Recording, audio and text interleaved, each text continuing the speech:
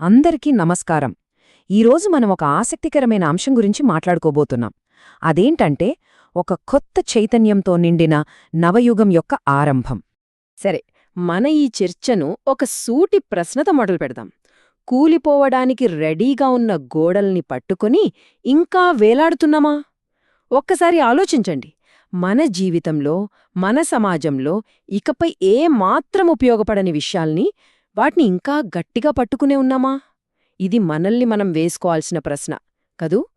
అసలు మనం పట్టుకుని ఉన్న ఆ గోడలేంటో ఓసారి చూద్దాం. మనం మొదటి విభాగం కూలిపోతున్న గోడలు. ఇది మన చుట్టూ ఉన్న ప్రపంచాన్ని, అంటే పాత పద్ధతులు, కాలం చెల్లిన వ్యవస్థలతో నిండిన ప్రపంచాన్ని మన కళ్ల ముందు ఉంచుతుంది. ఈ గోడలు దేనితో కట్టబడ్డాయి? అవే పాత నమ్మకాలు, ఎప్పుడో పనికిరాకుండా పోయిన కొన్ని సాంప్రదాయాలు, కొన్ని కఠినమైన నియమాలు. వీటి శిథిలాల కింద ఉండిపోయి మనం ముందుకు వెళ్లలేకపోతున్నాం. వాటితో పాటే సంకుచిత ఆలోచనలు అనే ఇటుకలు. ఈ పాత ఆలోచనా విధానాలు మనల్ని ఒక చిన్న గిరిగీసి అందులోనే బంధించేస్తున్నాయి. కొత్తదనాన్ని స్వీకరించకుండా అడ్డుకుంటున్నాయి. చివరికి చూస్తే ఈ మొత్తం నిర్మాణం ఒక పడిపోవడానికి సిద్ధంగా ఉన్న పాత కట్టడంలా తయారైంది. మరి కూలిపోతున్న ఇలాంటి నిర్మాణాలను నిలబెట్టడానికి ప్రయత్నించడం వృధానే కదా? దానివల్ల మన శక్తి అంతా అయిపోయి అలసట తప్ప ఏమీ మిగలదు. అయితే ఈ శిథిలాల మధ్యనుంచే ఒక కొత్త కాంతి పుడుతోంది. అదే మన రెండవ విభాగం, చైతన్య జ్యోతి. మరి ఈ జ్యోతి మార్పును ఎలా తీసుకొస్తుందో చూసేద్దాం. 1972 ఈ సంవత్సరం ఎందుకంత ముఖ్యం? ఈ మార్పు అనే ప్రయాణంలో దీని ప్రాధాన్యత ఏంటో ఇప్పుడు తెలుసుకుందాం. అయితే ఆ 1972లో ఏం జరిగిందంటే, పరమపూజ్య గురుదేవ్ పండిట్ శ్రీరామ్ శర్మ ఆచార్య గారు యుగ నిర్మాణ యోజన అనే ఒక అద్భుతమైన ఉద్యమానికి పిలుపునిచ్చారు. ఆయన దృష్టిలో ఈ 21వ శతాబ్దం ఇది మామూలు శతాబ్దం కాదు, మానవాయికి ఒక ఉజ్వలమైన భవిష్యత్తుకు పునాది వేయబోతోందనమాట. ఈ కొత్త యుగానికి మనం కేవలం ప్రేక్షకులుగా ఉంటే సరిపోదు, ఇందులో మనం కూడా భాగం కావాలి.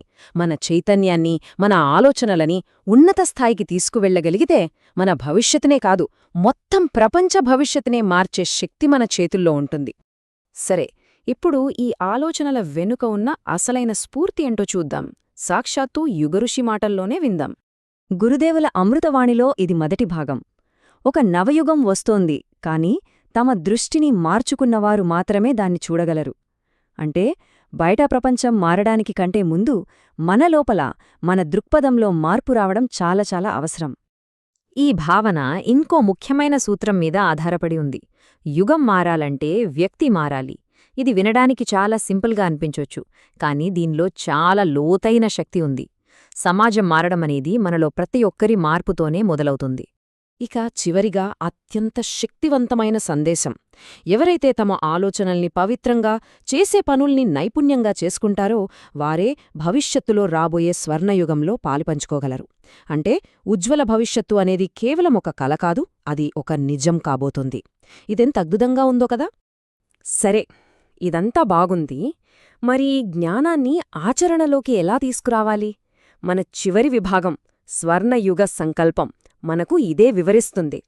దీన్ని ఆచరణలో పెట్టడానికి మనం ఏం చెయ్యాలి? 4 ముఖ్య సూత్రాలున్నాయి.